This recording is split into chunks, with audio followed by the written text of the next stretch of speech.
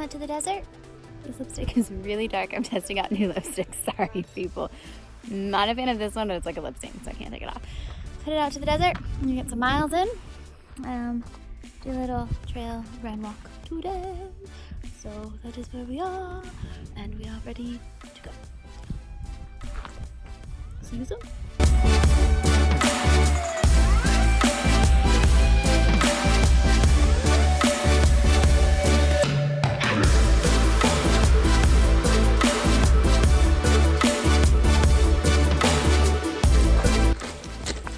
I did not pick a trail that was the most conducive for speed. So I don't think we're gonna make my 45-minute 3-mile cutoff.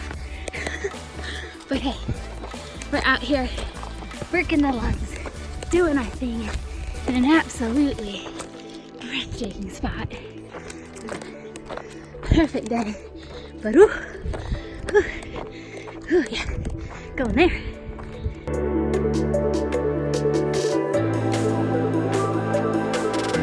I just blew what I thought I could do out of the freaking water. We just completed 3 trail miles at 42 minutes. It ended up being kind of strategic in the fact that everything for the first 1.5 miles was uphill. Well, actually, I did 2 miles up. And then I'm gonna finish off this last mile just walking to get that 4 miles in. But yeah, it ended up being super strategic because everything for the last mile was down. So I ended up running almost the entire last mile. So like, I didn't even do the walk runs. But I don't feel bad because quite honestly, I think that's what trail runners do. You know, they use the land to their advantage. I walked going up when I needed to or when it was super rocky, and I ran when I could. And running downhill is so much easier. So apparently if I ever do like a trail event, I just need to find one that's net downhill. And I'll blow what I thought I could do out of the water. So we're gonna finish off this last mile, get to the car, and work on some healing things. Beans has got to run off leash the entire time, so he's pretty dang stoked. I need to get him a little GPS to see how many double miles he does from me, but ooh, I feel good. I kind of feel like Dracula too with this lipstick, but I feel amazing. After we rested up a bit, we worked on Feeney's heel. So Feeney's heel is really solid and I'm very happy with it. But when a runner or another dog passes running, his natural instincts for not only prey drive but herding really kick in. So Tom Davis, our trainer, suggested instead of punishing or correcting his prey drive, we work with it. So here I'm getting Feeney used to me having his favorite thing, the Nero ball or Chuck It ball, with me while I run and getting a reward for when he behaves. Eventually we'll add the stimulus to enhance the training, but for now, we're just getting him used to it. You can see here, Feeney's reward is actually a short game of tug with the ball that's on the rope.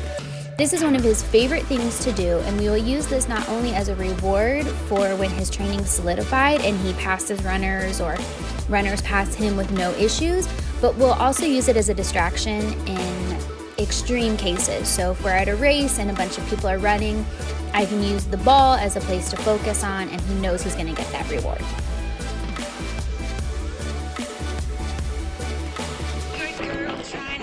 Good.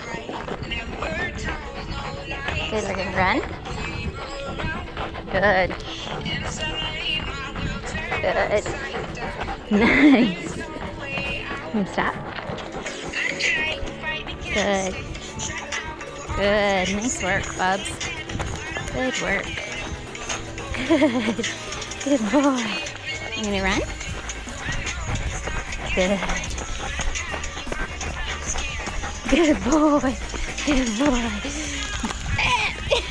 Get on the ball. On the ball. There you go. Good boy.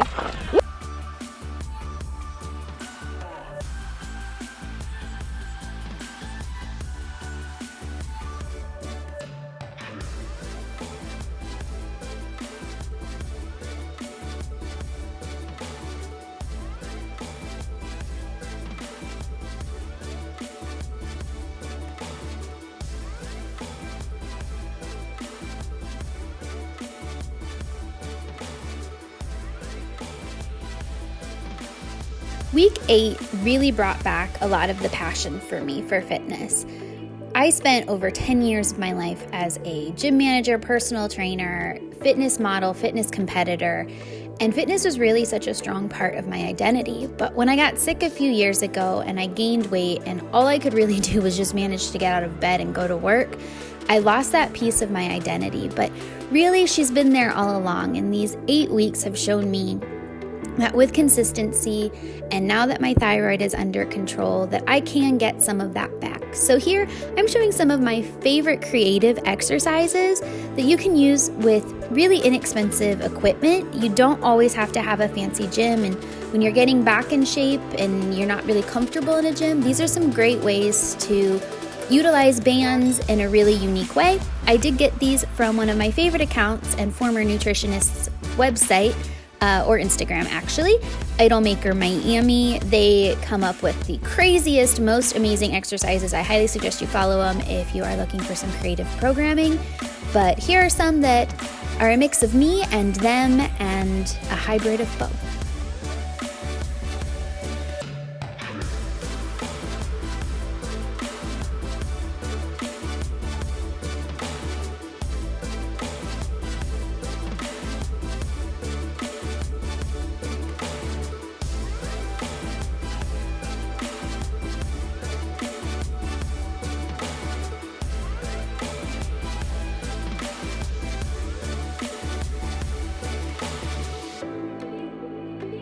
That's a brave boy.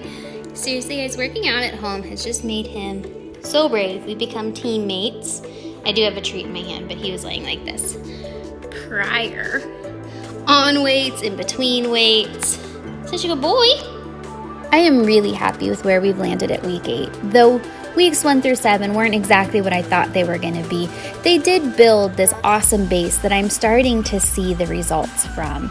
We've become more of a team, from doing silly things like this in the garage to working on healing every day to running together and finding ways to take his natural instinct of herding and turn it into just this awesome running team. I cannot wait to see where we land in the next 12 weeks when we enter and run the Canine Biathlon. It's so close!